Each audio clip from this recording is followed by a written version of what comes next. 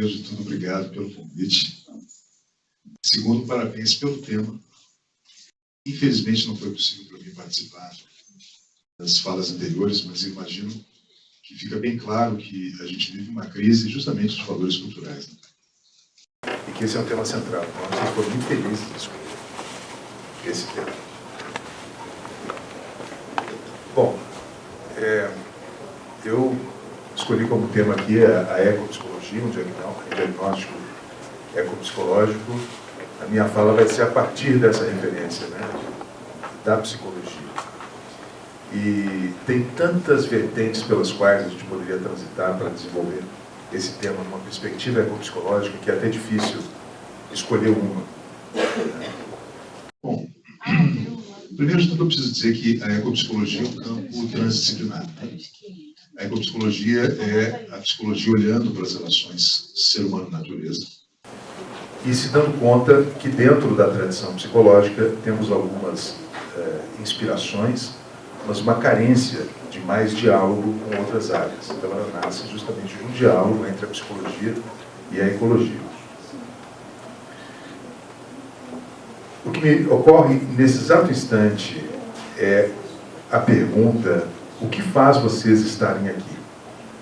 E eu acho que ninguém está aqui se não tiver uma vinculação com a questão ambiental que em algum momento despertou dentro de vocês, provavelmente em situações que foram significativas, enfim, em algum momento, alguma situação, algum lugar, algum ser da natureza, alguma força da natureza, ou uma sequência de experiências enganchou vocês com o tema, nos enganchou com o tema. Eu me coloco nisso, e eu sei bem o que foi que me enganchou no tema. Né? Eu vejo aqui uma figura conhecida aqui, ó, que bom te ver. Dentro da psicologia é difícil da gente encontrar uma expressão que defina o que nos engancha. Ficou mais fácil encontrar dentro da biologia.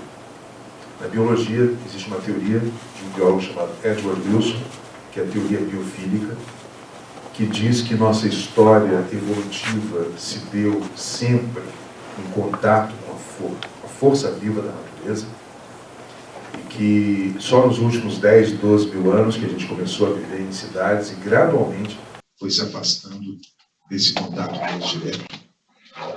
E essa força viva ainda pulsa em nós, como uma herança ancestral de sensibilidade, de potencial, de sensibilidade ecológica, de uma potencial abertura para encontros significativos com seres não humanos,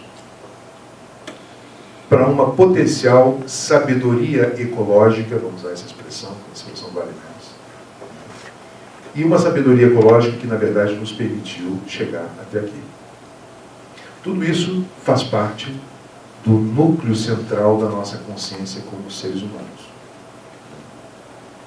E nessa evolução histórica que nossa cultura dominante trilhou, acabou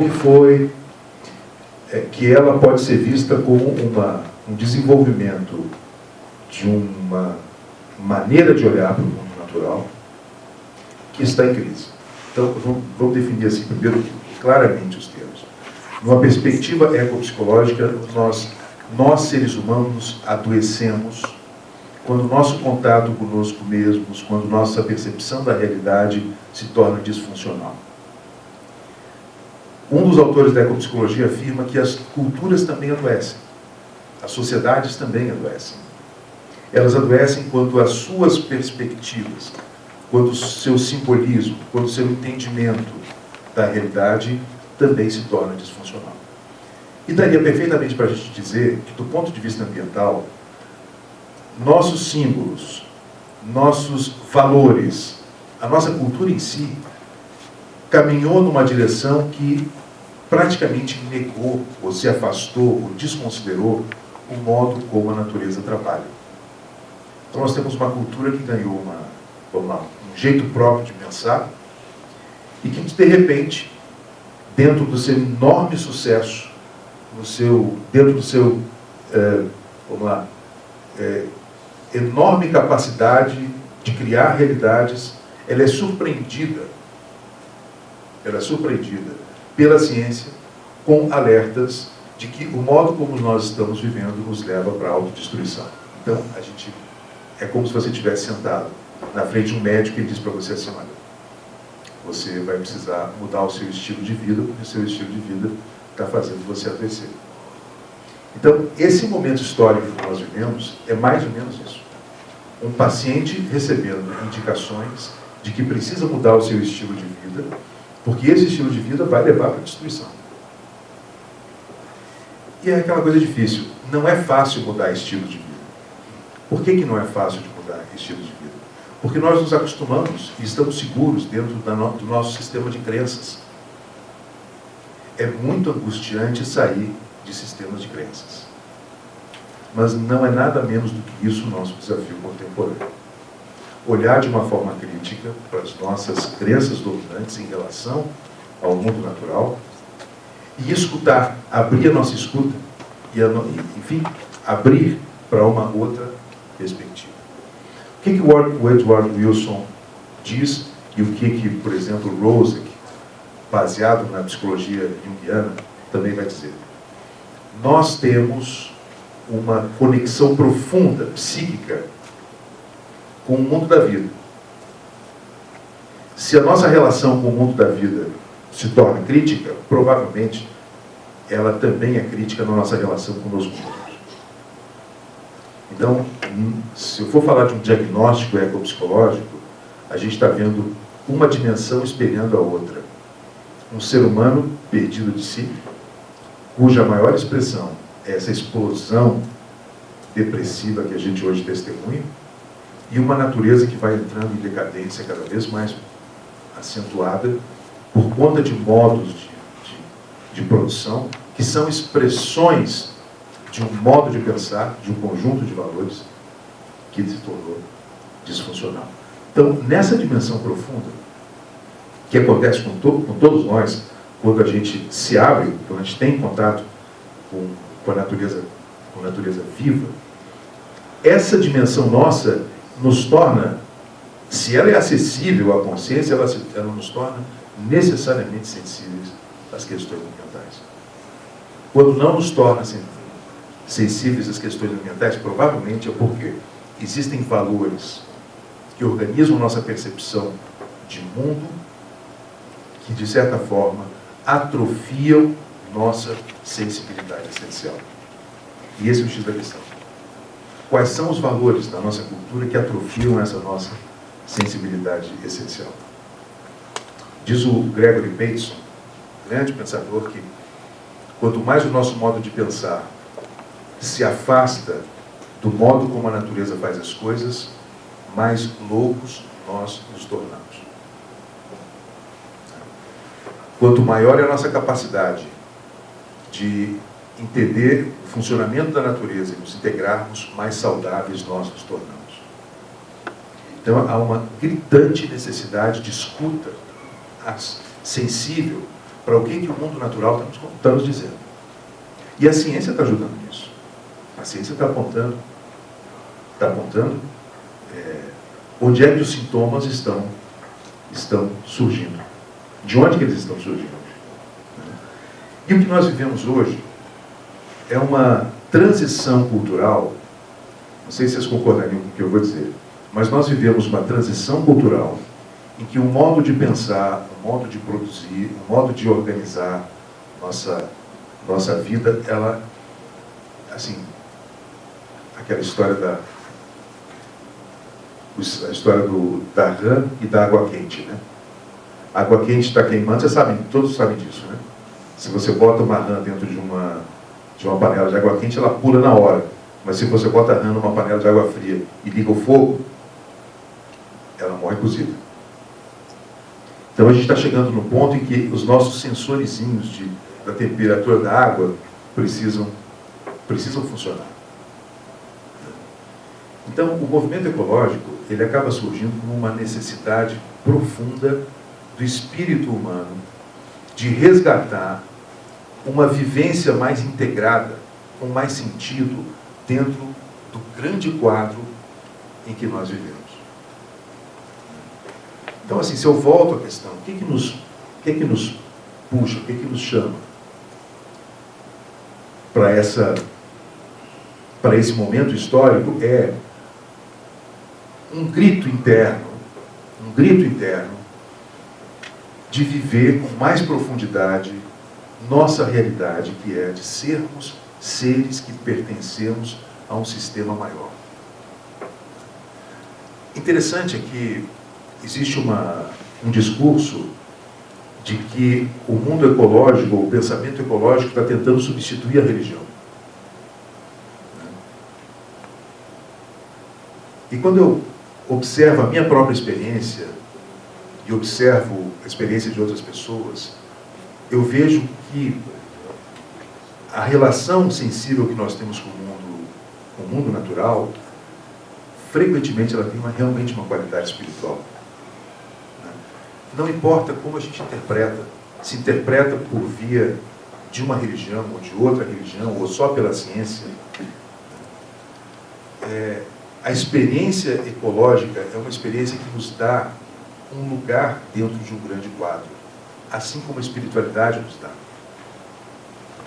Então, quando essa crise cultural começou a ser denunciada, ainda nos anos 60, primeiro com o trabalho daquele historiador, o Lynn White, que ele aponta que há uma crise cultural na base da crise ecológica, isso que a gente está discutindo aqui, e ele coloca vamos lá,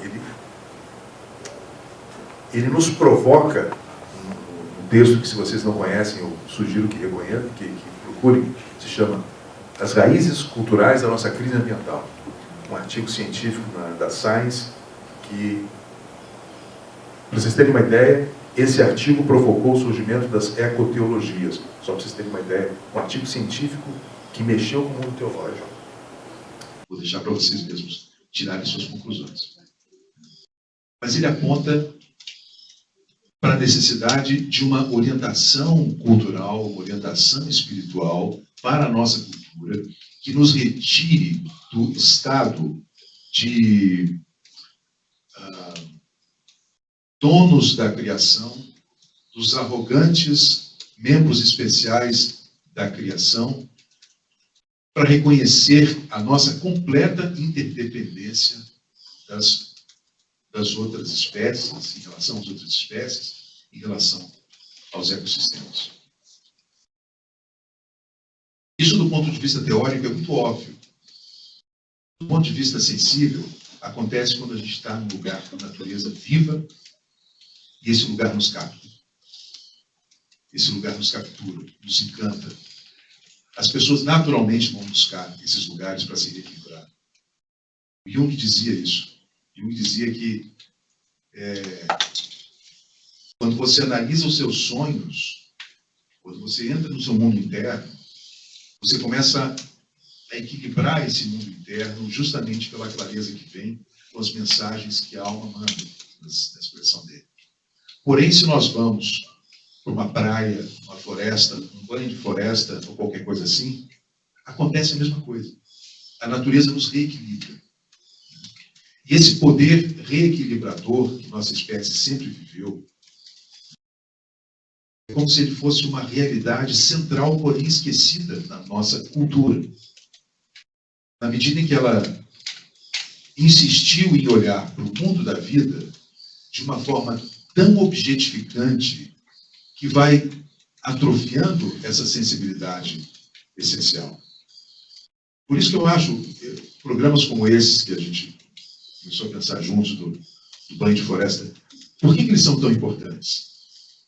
Porque é preciso que as pessoas tenham a oportunidade, especialmente aqueles que vivem em ambientes hiperurbanizados, é fundamental que essas pessoas tenham a experiência de estar em florestas exuberantes, em florestas cheias de vida. para despertar nelas esse princípio biofílico, essa reação biofílica, que é o que vincula as pessoas ao seu campo de existência original. Isso é fundamental hoje, especialmente para adolescentes, especialmente para infância. Então, é absolutamente imprescindível políticas públicas para abrir esses espaços para permitir a vinda dessa experiência da reação biofílica, ou que, por exemplo, você vai achar em outro autor como acesso ao inconsciente ecológico. Enfim, existem várias tecnologias para falar dessa experiência essencial de sentir, de ser tocado. Eu, por exemplo, cheguei na ecopsicologia por conta de uma experiência dessas. Eu fui para um parque para pensar sobre um tema de mestrado que estava complicado de desenvolver, e escolhi o parque, botei uma cadeira na frente da Lagoa dos Sapos, fiquei lá no meio das árvores, e aquele lugar me pegou. Quando esse lugar me pegou, ele me fez me perguntar: o que é isso? O que é isso que esse lugar está fazendo comigo? E até onde a psicologia compreende o que esses lugares fazem conosco? E aí que eu encontrei a ecopsicologia, que para compreender isso, precisou lançar mão da psicologia, da filosofia, da poética, porque isso tem muito de poesia. Tem muito de poesia. Então, a gente fica pressionado a nos perguntarmos sobre esses valores que hoje nos orientam. Voltando a uma perspectiva bem psicológica, vamos dizer assim, psicoterapêutica, todo terapeuta, todo bom psicoterapeuta sabe que uma pessoa entra em sofrimento e vai nos procurar no consultório, porque o seu sistema de crenças começou a falir. E sabe quando um sistema de crenças começa a falir? Aliás, a pergunta seria outra. Qual é o sistema de crenças que começa a falir? Em geral, é o sistema de crenças que nós aprendemos quando éramos muito pequenos e entrou de tal maneira em nós que nós nunca criticamos ou questionamos esse sistema de crenças. Para ficar mais claro o poder disso, os valores culturais ligados a sistemas de crenças, eu gosto de usar a metáfora do olho. Nós, ao olharmos, não temos como olhar para o nosso próprio olho, porque ele é o nosso instrumento do olhar. Um valor cultural, um sistema de crenças é como um olho. Você funciona a partir dele. Você não costuma pensar sobre ele. Ele organiza a sua maneira de estar no mundo. Ele é tão poderoso que ele pode perfeitamente estar atuando em você e você não se dá conta. E vive uma vida normal sem saber o que torna essa vida do jeito que ela está. Pois quando um sistema de crenças vai se tornando disfuncional, ele vai se transformando em angústia, as situações do dia a dia vão parando de funcionar, as relações vão perdendo qualidade e a pessoa sofre. E para isso ela vem para o consultório. E se ela não chega a olhar para esses sistemas culturais, esses sistemas de crenças disfuncionais nela, é difícil ela sair do quadro que ela está. Então, a pergunta que eu faço para vocês é: qual é o sistema de crenças, os nossos valores culturais que se tornaram disfuncionais? Eu estou perguntando isso para vocês. Daqui a pouquinho eu vou abrir a nossa fala e a gente vai discutir isso. Quais são os sistemas de crenças que se tornaram disfuncionais? E quais são os sistemas de crenças que vêm com a ciência ou vêm dentro do movimento ambiental que podem se transformar em canais de um outro tipo de experiência do ser humano no planeta?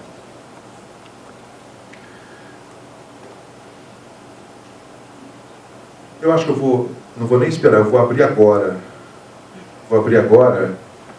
E aí eu vou tocando os próximos temas em cima do que eu escutar de vocês. Quais são os nossos sistemas de crenças que se tornaram disfuncionais?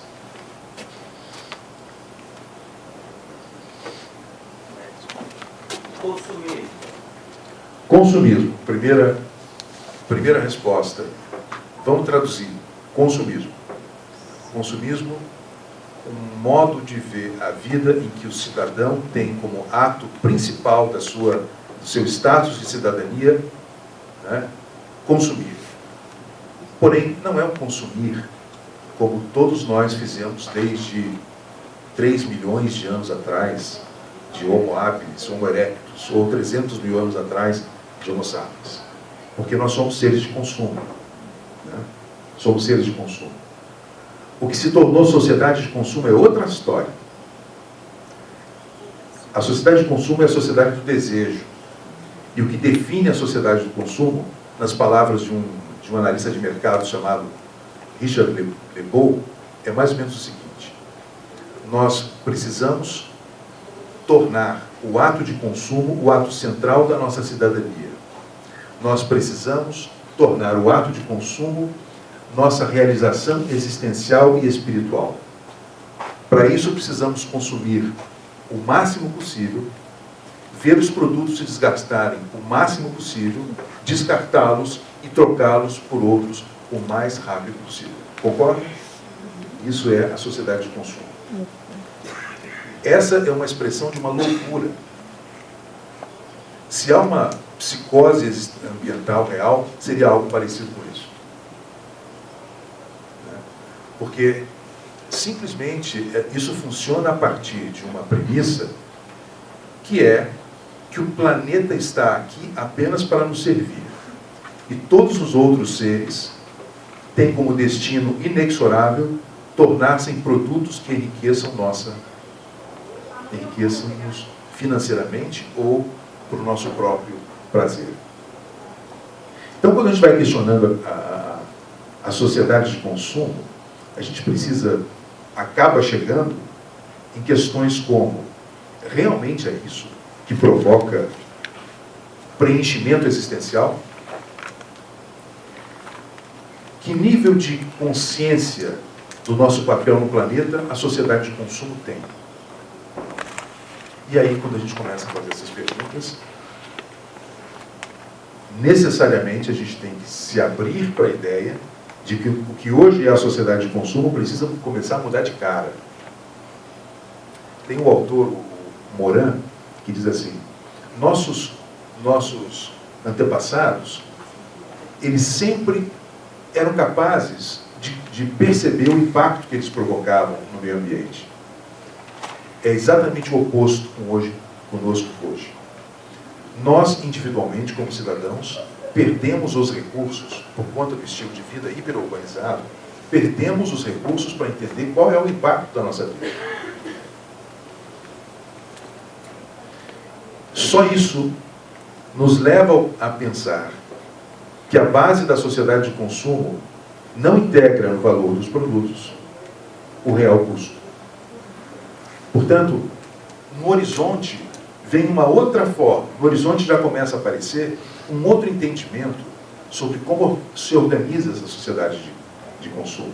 É preciso que o consumidor, o cidadão ecológico, o ego ecológico, esse cidadão que consome de forma ecológica, que ele tenha plena consciência do que ele está fazendo. Então eu acho que você tem toda a razão. Nosso entendimento de consumo é um dos pontos que tem que ser repensados. E você veja que nós estamos no meio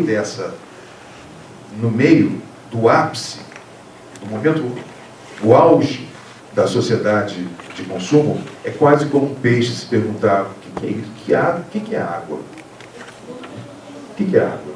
Existe muita coragem moral, muita coragem parar para pensar nessas coisas. Até porque toda a sociedade de consumo ela se organiza de maneira a nos dar referenciais de valor por meio daquilo que a gente consome. Ela tem um incrível poder de encantamento, né? Sem negar que a nossa genialidade tecnológica nos gera produtos que realmente facilitam muito a vida. E ninguém pretende abrir mão disso, e nem deve abrir mão disso. Porém, o contexto, vamos lá, filosófico, de valores, né, em que essa sociedade vai precisar se montar para que seja não uma sociedade de consumo, mas uma sociedade que consome com orientação ecológica. Te agradeço. Querido. Olá, tudo bem? Opa. Então, na minha fala de manhã eu trouxe muito o tema da era industrial, da revolução industrial. Tanto pelo volume das coisas, né, que mudou de escala, volume de consumo, etc., como também, e aí é o ponto aqui, a crença na tecnologia. A crença que as coisas vão se resolver quando a gente se distancia da natureza e constrói um mundo artificial que é baseado na tecnologia. Perfeito. Que bom que você levantou esse assunto, porque ele é central. Central. Porque a era industrial, ela tem uma longa história, né? ela é fruto da Revolução Científica, e a Revolução Científica, ela importa da perspectiva cultural em que ela surgiu, o lugar do ser humano como centro e como dono de toda a natureza. Ela evolui, gera tecnologia, porém a partir de uma perspectiva que separou o homem do todo. Primeiro em termos metodológicos, depois em termos filosóficos. E foi nos dando tamanho poder, a sociedade industrial nos brindou com possibilidades aparentemente infinitas e mexe com o nosso senso de liberdade e de possibilidade de criação, e isso cooptado pelo poder econômico nos coloca nesse momento. Para mim, Cláudio, o maior símbolo do trajeto da sociedade industrial são filmes como Blade Runner, quem ouviu Blade Runner, o Avatar, que falam o quê? Esse modo de pensar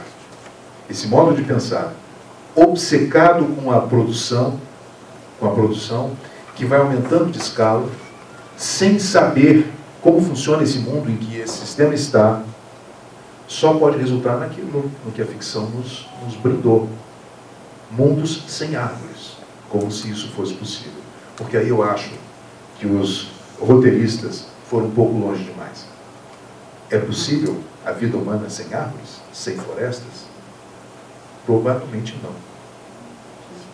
E se for, seria o ápice do artificialismo. O desenho Wall-E. Então, qual é o valor por trás da sociedade industrial? Vamos ver se a gente chega numa definição.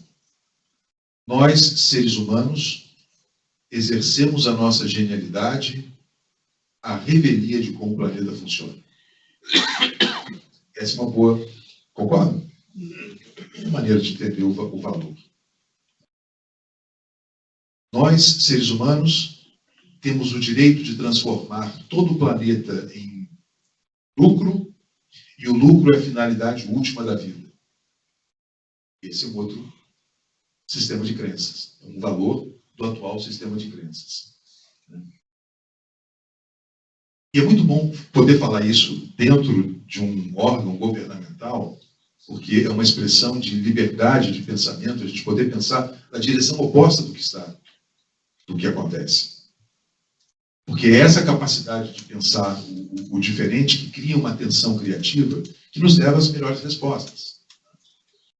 Então, de fato, sociedade de consumo é a expressão da sociedade industrial. A sociedade de consumo surge quando a sociedade industrial descobre que pode gerar desejo.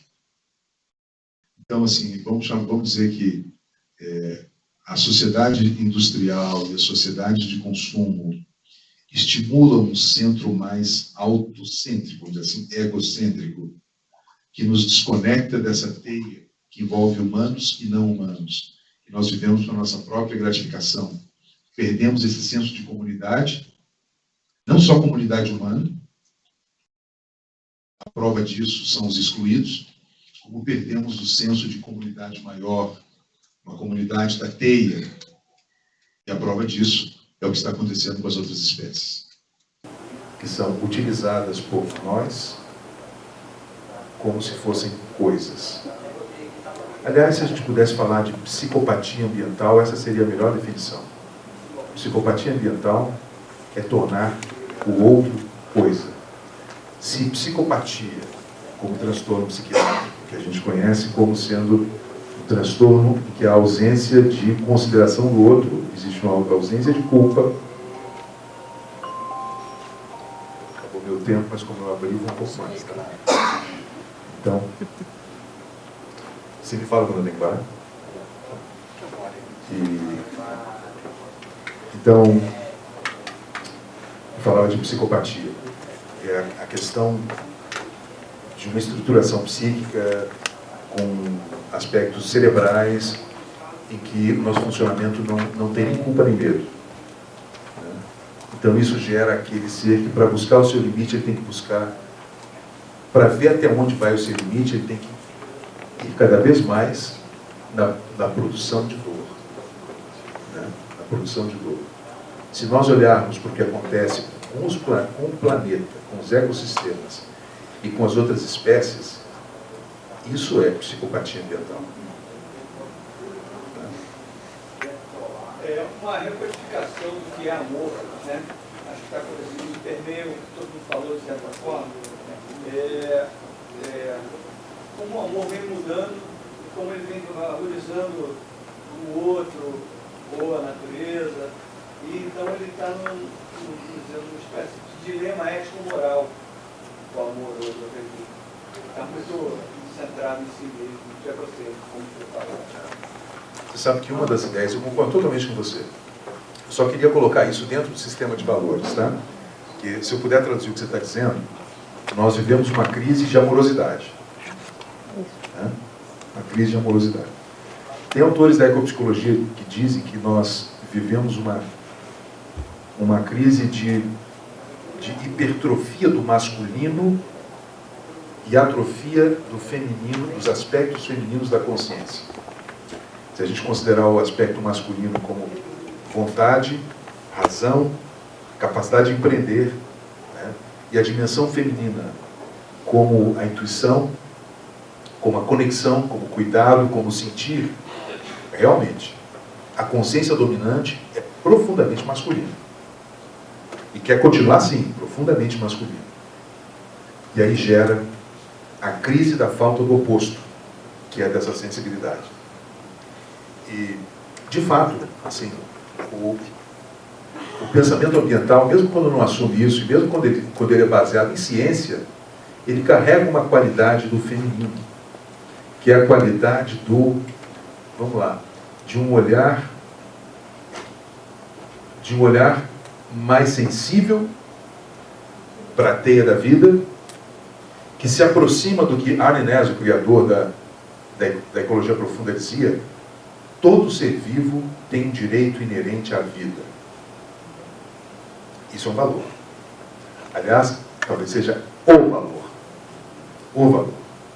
Porque o que nós estamos... O grande conflito de valores é: os seres têm direito, os seres não humanos têm direito inerente à vida, ou existem só para nos servir? Nesse momento, não há nenhuma dúvida que a crença dominante é: só existem para nos servir.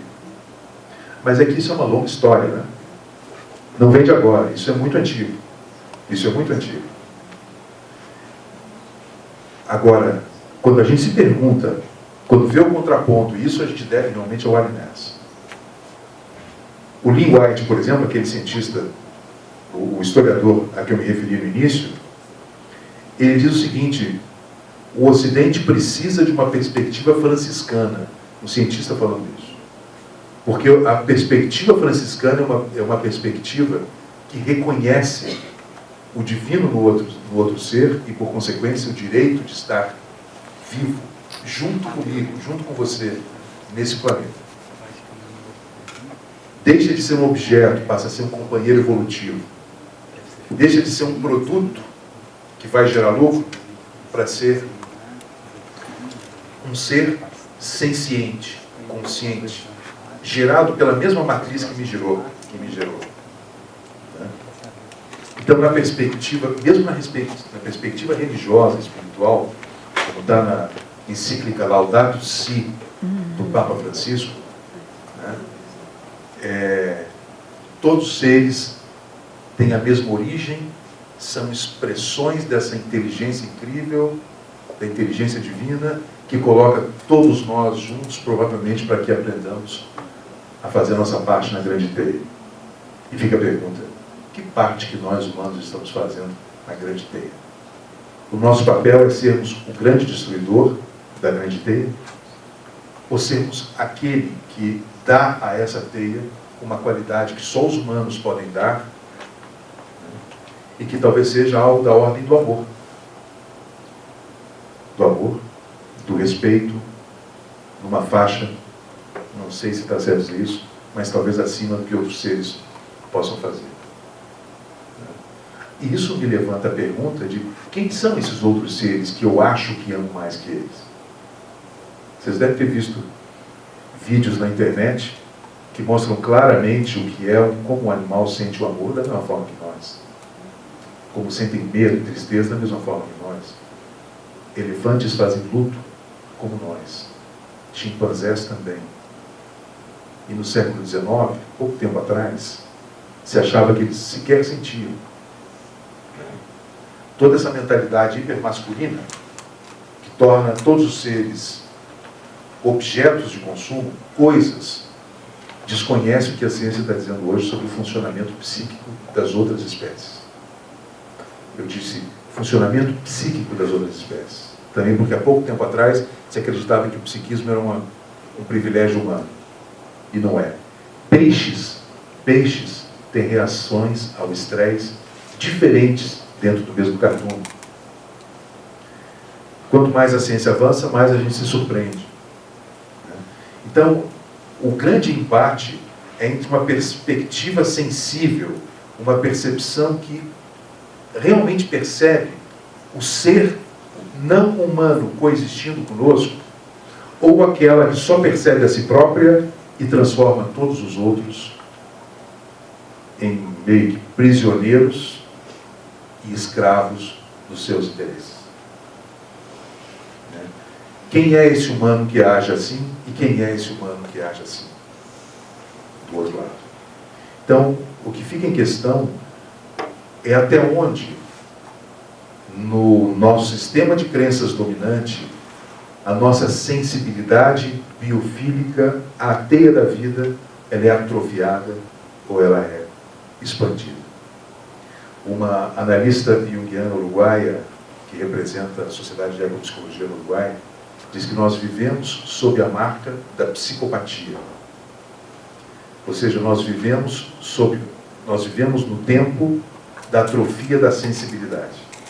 E montamos todo o modo de viver a partir dessa insensibilidade essencial à teia da vida. E é isso que está em questão. Parece a grande lição. Como é o nome dele?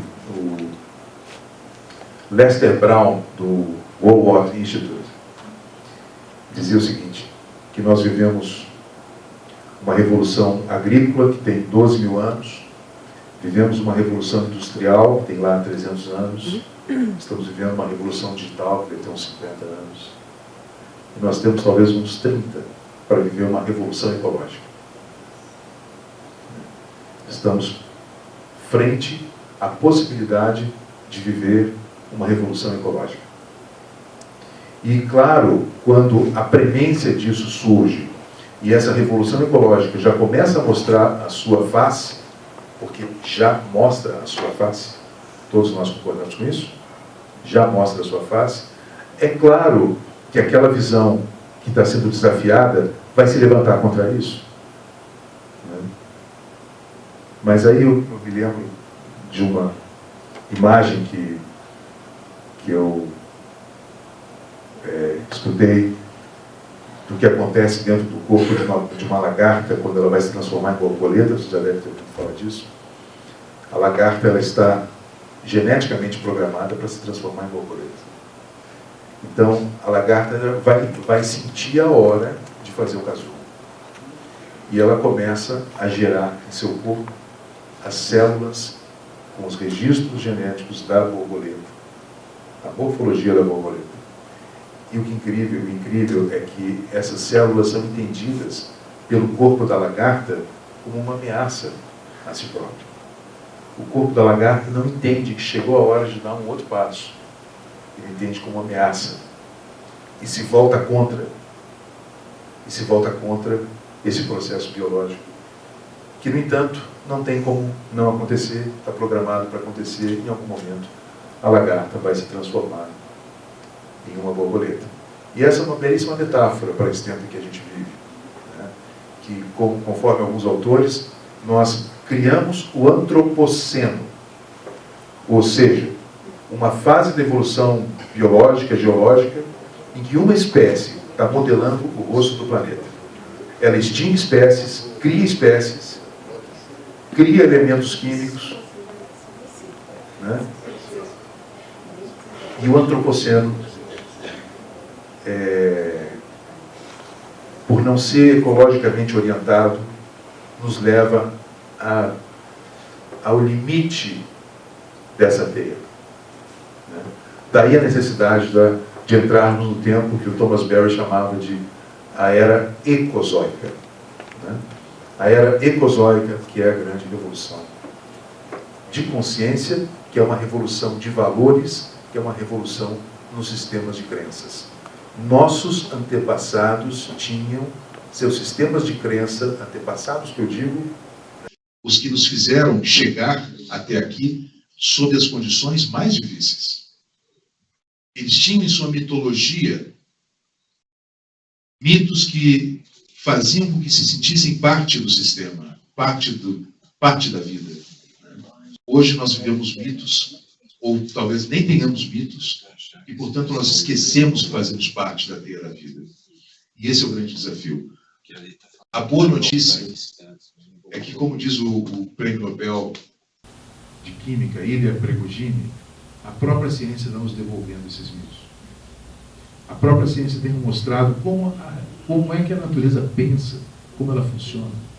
E essa grande teia, incrível teia, que nos embeleza por um lado, que nos enche de encanto por outro, que nos enche de pavor por outro, porque ela é vida e morte.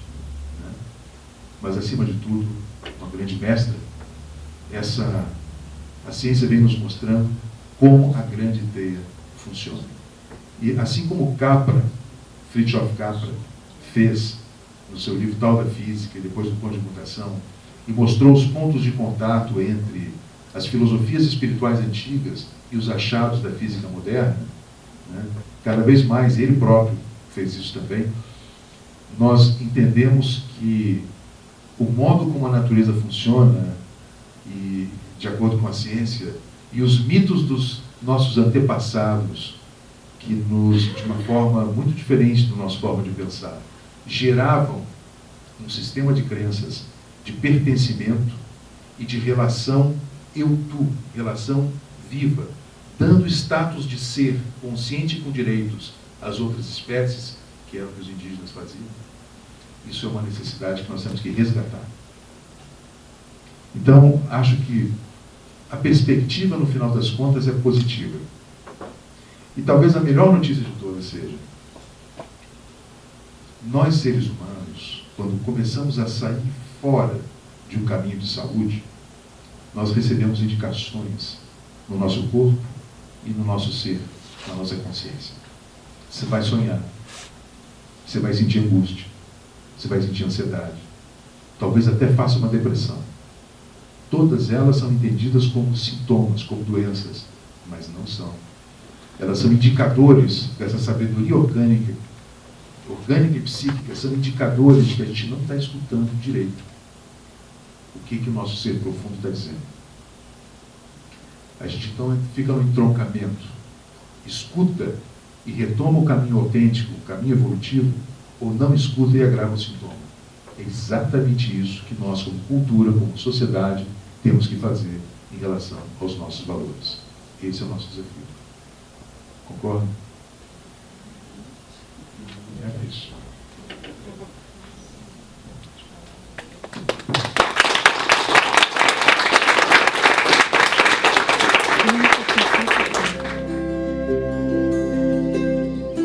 Hey Ana, hey ah, hey oh.